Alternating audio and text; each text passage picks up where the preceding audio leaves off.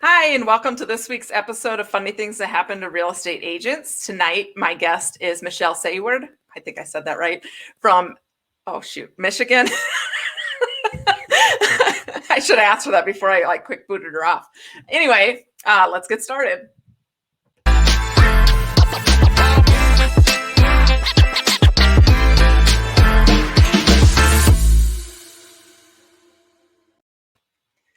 Okay, so without further ado, here is Michelle. Is it Saward? And you got that right. And both. I'm always nervous about last names because I'm like, I should have asked her how I said that. But I mean, look at your name. Nobody can get it right, and it sounds exactly like it's spelled. No, but nobody can get it right. Okay. I feel you, sister. Saward, I got you. I feel you. All right, and you are in Michigan, right? Yeah, just outside of Detroit. I thought so. Yeah. You did great. All right. So tell me a little bit about yourself and how long you've been in the business. I've been in the business 20 years this month. Oh, wow.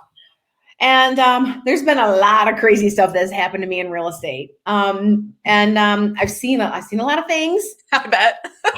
Some you can't unsee. Yep. I've had some falls, not as epic as yours. I've done some stuff like that too. And yeah, so 20 years in the business. I've probably sold over 2,500 homes in my career or something like that. A lot. And I don't know, I have to double check that. But so just to sell that many, you got to go in and out of a lot more. Oh yeah. Yeah. You've probably been in every town every home in your town. Yeah. Have you ever walked into a house before and been like, I've been in your bedroom. I've been in your bedroom before. No, not yet. I'm too new for that, but soon. And then the wife looks at you and she's like, what? I got to tell you this. I'm just going to interrupt because I showed a buyer a house last week, and it was kind of the same thing. Only it was a college rental. And we went down into the basement, and on the wall was this guy, my buyer's name, and his fiance's with him. She's like, they were here before? And he's like, no. And I'm like, but your name's on the wall. I'm like, you sure you weren't here and you just don't remember? He goes, he didn't even leave that room for a while because he was staring at his name, trying to figure out how his name got there. It was just nuts. So yeah, I can see me coming across homes that I've been in multiple times. This was different. For a good time, call Fred. What? Yeah. No, it said something about, it said his name, I'm your best friend or something. So I said, well, maybe you should take a picture of that and send it to your best friend and ask him what's up. He was completely dumbfounded. But anyway, back to you. So you probably worked with multiple different brokerages over the years, then I would assume. Yeah. Yes, I have. And I worked with, 3 companies. So this is in 20 years. So I was with one, the starter company. You're there for like 4 years and you realize that was my starter plan. Yep. And then I followed that broker to a little bit outside of my market, and then the market started to crash in 2006 for us. Yeah. And I was like, yeah, this isn't working. I need to be more local and close to home. This commute is, the gas money is like my whole commission check. This isn't working. Because homes were like half the price. Oh yeah. So then I ended up at my last brokerage for 9 years. So I asked you, back when you started selling real estate, do you know what the interest rates were? Oh God. Yeah. Actually, oh my gosh. Do I have it with me? I kept it. I was gonna say, if you have that with you, you're super organized. I have it in my desk, I think at my office. It was like this, remember Century 21 gold, like that gold.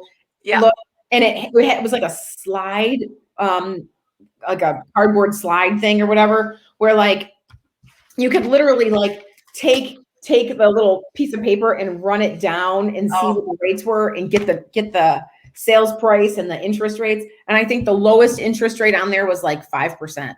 Okay. It was 5 through 8% or something, or 9 or something it went, because we had 80-20 loans and people had, second position loans at 9% interest and so forth. Yeah. Yeah. You could give them a blended rate. Yeah. I think I bought my first house in 2004. Yeah. And I had to take out a home equity loan to put a roof on, and my interest rate was 15%.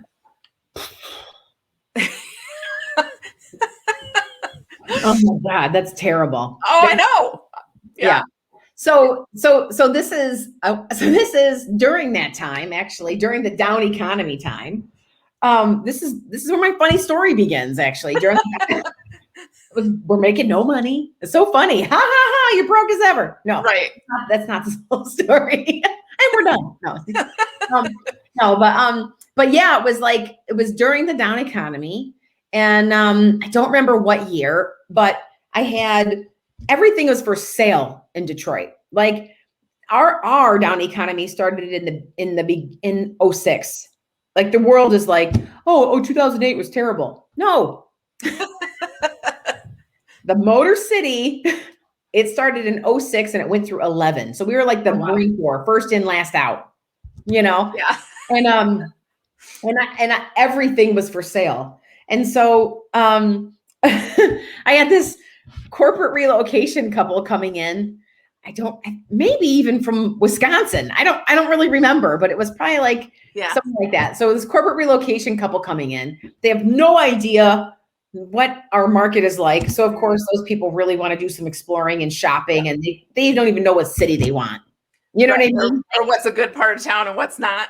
Yeah. Plus everything's for sale. And it was during the time when, like, literally you would show a buyer 17 houses and they would say, we kind of like that first one, but let's keep shopping for another week. And then we'll go back and see that first one again. And it's still available. And now it's $5,000 lower. So the longer we wait to buy, the better off we are. And you're like, no, you're not better off. No, you buy something now. No, but anyway. So I took this couple when everything's for sale, and there are two streets that enter the subdivision, Sherry and Sylvan. So they're both like, start with an S. They're both in the same sub. They're both the entrances to the sub. And we pull up in front of the house, and I think it was supposed to be listed by like Remax, and which is a red, white, and blue sign, right? And there's a local company called Remerica here. I don't know, maybe other states have them, but their signs are also red, white, and blue. Okay. Are they real estate too, or are they something else? They're real estate. Okay. Remerica Real Estate is also red, white, and blue, and Remax is red, white, and blue. So their signage is different, but red, white, and blue. Right. And so I pulled in, there's Sherry and there's Sylvan. The whole world's for sale. Everyone's get the hell out of Detroit. And my instructions on my listing ticket, right, are, door will be open. Owner will let you in. Right. You've got that before. Yep. Okay. Plenty of times. We pull up in front and the garage door is open. I'm like, okay. When you go in an attached garage of a house, it feels already to me invasive. Like you should be knocking on their front door. Right. But the front door was totally closed. Yeah. So, and the screen door, I think, was even open in the garage. So I'm like, okay, the owner's going to let you in. This is how they're preferring to greet us. This is where they want us to enter. Yep. And so we walk in. You're in the kitchen from the garage. We walk in. It's a standard colonial. We walk into the kitchen, and there's music on in the house. Because I'm knocking. No one's answering. I'm like, hello, real estate. And we step inside, and we're standing in the kitchen, real estate, and the music's on in the house. It's a little bit loud, but it could also be mood music. It's at that level where you're not totally sure what scene they're setting. Yeah, is this mood music? Is it okay? They left the door open. The screen door's open, like it's the main door, whatever is open. So okay, real estate. Well, maybe they just left the door open for us. That's what they meant by seller will give you access or seller will let you in. Maybe they just left the door open, which that's happened too. Right. Yeah. Real estate. You're like, they unlock the door, then the seller comes back and locks it up after. So we go through the whole house, the main floor, the upstairs. Now we're going to go down into the basement, and we look around the whole basement, and we hear water running in the basement. We're like, what is that noise? where's it? Is the washing machine on? We hear, what is going on? So we go over and realize, oh my gosh, there's a bathroom down here in the basement. And we go to open the door to the bathroom, and a man yells, just a minute. And like in this angry tone. And we went, Yeah. Oh gosh. And he goes, who is it? And I go, real estate. And he goes, real estate? I don't have an appointment. And I go, now we're like freaking out. I don't have an appointment. And I go, yeah, you do. It says right here, between, 4 and 5 o'clock, and he goes, the water shuts off. And he goes, what real estate company are you with? And at the time I told him wherever I was at, and he goes, I don't have an appointment. And I go, oh my gosh, well, I'm so sorry, sir. I'm sorry. And I go, okay, I apologize. We're gonna go now. And so my clients book up the steps out of that basement. They're like, because the guy's angry and yelling from inside the bathroom in the basement that we didn't know existed. Right. And so they book and they take off. So I'm like, oh my God, my clients just got scared and they ran out. So normally I leave a business card. I was so scared, I forgot to leave a business card on the way out the door. Like that's usually like one of the last things that I do, first or last thing coming in. But I was also confused and disoriented coming in, so I didn't leave the business card. Yeah. So my clients bolt out the door. I meet them in the driveway. They're like laughing. What the heck was that? I'm like, oh my God, I didn't know that the guy was home. You thought he was gone? I thought, this is my notes. He was supposed to be gone. Like, you kidding? And so we have that little powwow. I go, all right, well, let's go on down to the next one. There's another one down the street because the whole world's for sale. Right. Let's go on down the street to the next house. So we go down to the next house. It's vacant. Good. Thank you, God. It's vacant. It's vacant. And you also had this happen where you're showing a vacant house and someone knocks on the front door. Mm-hmm. And it's like a kid collecting for the newspaper or someone saying that they want to cut your lawn or right. Like, yeah. And so I hear this knock on the door and I open the door at the vacant house and it's a guy standing outside with wet hair.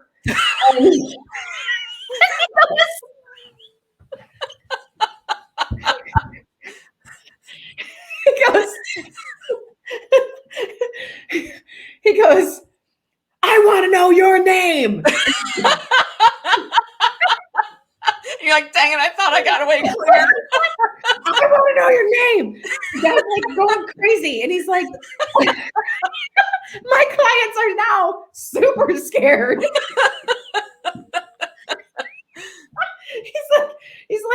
He's like, that was breaking and entering. And I'm a police officer. Oh my gosh. He got out of the shower and he tracked us down like to the next house. And he's like, and I'm like, oh my gosh. I'm like, look, and I'm shaking and I'm like, here's my business card. And I'm like, I'm so sorry. And he's like, let me see your paperwork that you have access to my house, blah, blah, blah. And I'm like, I looked at the paperwork and I go, oh, you were listed with Remax. Your house is on Sherry Street? I realized in that moment my paperwork for that house didn't even match. I just totally walked into some strangers. Oh my gosh. Was this for sale then or it wasn't for sale? It was for sale, but it was the wrong address on the wrong street. It was the wrong real estate company. And he was an angry, naked police officer. I bet. To do us in. And the funny thing is, a couple years later, I got a phone call from that couple and they said, hey, we really want to sell our house and we can't ever forget you. But the cop never called you? The cop never called me. That couple, the relocation couple, not only did I help them buy a house, I helped them sell their house and I became remarkable for breaking into properties to get them what they want. So yeah. That's what I think with the guy I fell in front of. I think I should get ordained and I should marry him and his fiance. Oh, that's a good idea. He's totally right. I mean, because I made such an impact on his life and he imprinted on mine that I should marry them. You should. Do you agree? Does he think that's a good idea? Have you proposed? I haven't asked him. You might. Or he might never want to see me again. Like the cop with you. It could go either way. Yeah. So have you ever ran into that cop anywhere again? No, I haven't. But that was honestly a terrifying experience that he chased me down. Yeah. You get hunted? Well, he's a cop. I know, but That's hilarious. To be chased down? I don't know. That was pretty shocking. And then one other thing that happened to me, which is like, I think one of the most humiliating things that could have happened to me. It's almost as bad as your underpants. Probably, you're probably still winning, but I had a button-down shirt on where it has that precarious button right where your bra connects. Do you know what I mean? Like that's the first button in the V-neck. Like it's right there. And I was working with these two guys, and I'm leaning across the table, and I said, okay, we're going to have you sign here with my, piece of paper. And I leaned in front of it and I pushed the ink pen over to them, just sort of leaning across the conference table, not knowing that the button totally freaking popped. And so the next part of the V on the shirt was like below the bra. It was like down there. You were just laying it out for him. Oh my God. It was wide open, like bra, like a lot of it. And I'm like, and so they're signing the paperwork and they're looking down. And then at some point I grab the paperwork and pull it all together. And I look down as I'm shuffling everything to put it in front of me. And I went, what? Why didn't you tell me this was like this? And I yelled at him. They realized that it was intentional. You wanted them to sign. He goes, what? That's how you do real estate. That's how you like it that way. And I go, nobody likes it this way. Buttoning my shirt up. And I'm like, I'm telling you, that next button is like just above your navel. Like it's a big, Yeah. Like big gap. But yeah, I gave them like I don't want it ever like this. You should know better. You shouldn't have. This is not how I'm working my way to the top. No, not it. You gotta know better. That's great. Yeah. I think that would be a little less embarrassing than my underwear though, but it's right up there. Well, yeah. Yeah, because like it wasn't like Janet Jackson. It wasn't like nipples. It wasn't like that. But it'd still be pretty embarrassing, yeah. Still a lot of bra. It's a lot. Yeah. They didn't mind though. Obviously they didn't mind because have you worked with them again? Actually, I think I did. I think I did twice. After that, I think I did. You leave your mark wherever you go. It's your calling card: naked cops and boobs. Boobs. Yeah, nudity. This is the theme here today. Right. Somebody to buy real estate. No, but yeah. So those are like I think those are some of the most remarkable ones that were. Oh my God. Yeah. Stop dead in your tracks. Yeah. Yeah. I think you're like fortunate with the clients that you were working with though, because they must, at least had a sense of humor, both of them, Yeah. The couple that you walked in on a cop and the other one. I mean, it could have been bad if it was somebody that didn't have a sense of humor, I suppose, Yeah. Which there's plenty of those that would have been like how inappropriate you are and unprofessional and, Could you imagine? Yeah. Sam, if you like fall and show your underpants and the fiance, the wife just goes, you know what? We're out of here. She knew I was no threat. No threat. Yeah. That would be like, oh my God, something else. I think then at that point though, then you're just grateful that if people are angry, like you're good, goodbye. This is a good working relationship because if this is how it's starting, yeah, we are not going to be a fit. Right. And if I can't pick up my pride in front of you and laugh about it, we're probably not going to get along.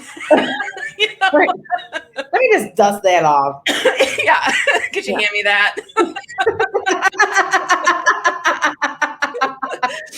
Yeah. It's all kinds of embarrassing stuff, though, that happens that, yeah. I mean, I just make sure everybody knows that I am clumsy. I tell all my clients, I have to be careful going down steps, They're like, does this basement have double handrail? I'll be Actually, the guy that I fell in front of, it's funny because him and his fiance ended up buying this for sale by owner through me of an older house. Yeah. And it had basement was like stone and like falling apart. And there was a handrail, but hooked to the step. Actually, it was built on the step was an old grinder. Yeah, an old grinder, like you would grind metal.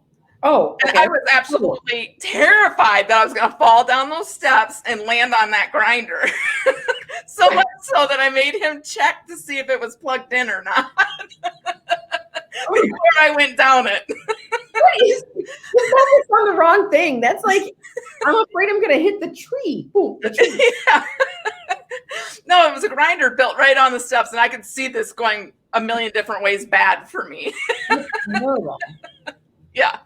All the ways in which realtors try to get killed. It's amazing. Yeah, it happens. I mean, I can do it by myself just walking, but when they put a grinder on the steps, that doesn't help. Impaled. Yeah. Terrible.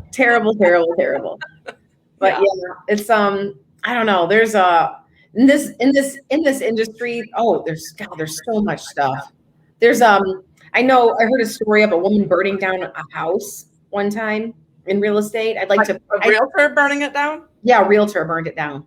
Like I would love to find out who that is for you. That almost happened to me. What? Just recently. It was like January, I think.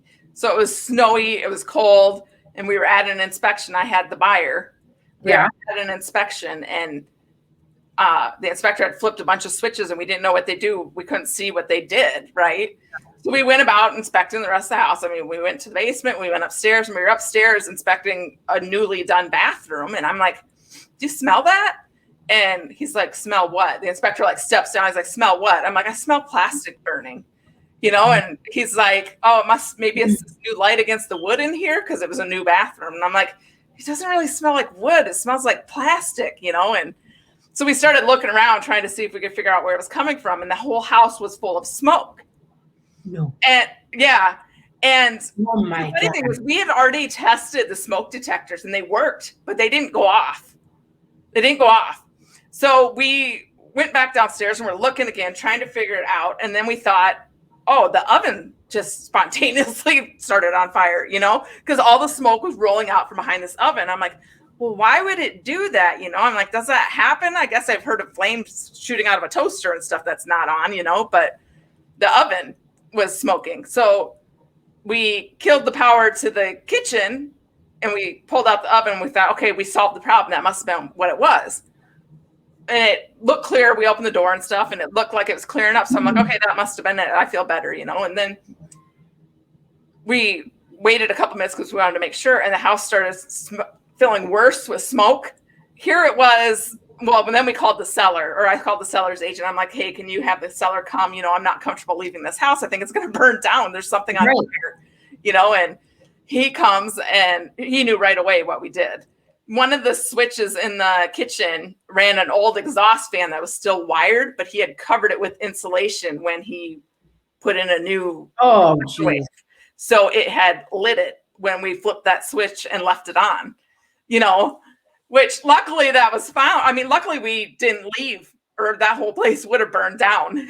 Right. And the inspector's like, I'm so glad you're here for this so they can't say I did it. Wow. We would have, oh my God, that's crazy. Yeah, I was just terrified after that because I'm like, oh my God, I'm not leaving until that seller gets here because I'm not going to be responsible for this, But had we have just, left, we assumed that it was a dead switch because you see those all the time in the house that switches do nothing, Right. Yeah. Yeah. It freaked the buyer out really bad. To the point he wasn't sure if he wanted to buy the house or not because we didn't know if there was major wiring issues or what caused it, For sure. Yeah. Oh my gosh. The one that I had heard, and I don't know who the agent was, but that she was showing a property and said sort of the same thing. He was like, the client was like, "Oh, is this this is a gas stove, right?" "Yeah, it's a gas stove." "Well, I can't seem to get the burners lit if this is gas." And so she took her folder with her paperwork in it and she set it down on one burner while she tried the burner on the opposite side. Yeah. And heard it, tick, tick, tick, tick. "Yeah, I can't really get it to go, to light either." "Oh, well," and just let's move on to the next thing, and left her paperwork sitting on the edge of the burner of the stove. And it was just enough where the pilot light had got. And by the time they went to the rest of the house, they came back in the kitchen was in flames. Oh my God. And so they exited the house, like you can't cut, like, and called 911, and they stood in the lawn and just watched it burn. Watched it burn. That's not, because that is her fault. That was her fault. That could have been avoided. Mine couldn't have been avoided. No, yours could not. It sounds like it was a vent in the ceiling. You'd have no idea, but resting your paperwork on one burner while you try the other one, it's a bad idea. Well, yeah, paper on a stove anytime is. I got to show you this comment, if you can see it on the screen. That I'm old. I busted my pants one day at work. I had to wear an apron to cover it for the rest of the day. Wardrobe malfunction at work. It's a great source of shame. Yeah. Yep. I bet. So it happens to men too. It does happen to men. My husband says, when someone asks me, "When did you guys first meet?" And I'm like, "We met at work." He had a broken highlighter in his back pants pocket, and it was all over. He sat on a highlighter, and it was broken all over the back of pants. That's how we met. That's funny. Great story, Michelle. That's great. Can't laugh at it. What are you going to do? I know. It happens to everybody. That's good. That's good. All right. Well, thank you so much for coming on. This has been a lot of fun. Yeah. Thank you. I'm going to pop you off, but don't log off. I'll be right with you. Okay. You got it. Thanks. All right. Thank you. All right. That was Michelle. Isn't she great? She's so funny. Anyway, so we will see you next week live on Wednesday night again at 7 p.m. Central Time on Facebook and YouTube. If you're in real estate and you have a funny story that you want to share on the show, please send an email to funnythingsre@gmail.com or send me a message directly. Hope to see you next week. I hope you enjoyed tonight's episode. I'm having so much fun with the show and with real estate, and none of this would have been possible had I not partnered with Chuck and Angela Fazio with eXp Realty. They've helped me grow and are helping me build my business. Yeah, it's our favorite thing to do, Sam. Chuck and I have been, top realtors in the industry. We've run top teams. We actually had the second largest independent single office brokerage in the world, but we shut it down so that we can move it over to eXp. And so now we get to spend all of our time working with brilliant people like you, helping you build your business in a variety of ways. So if you're interested in hearing about what it means to partner with me, with Sam, with my husband, Chuck, Michael, Reese, Jay Kinder, it can be done. We can all work together. So just give us a call. I hope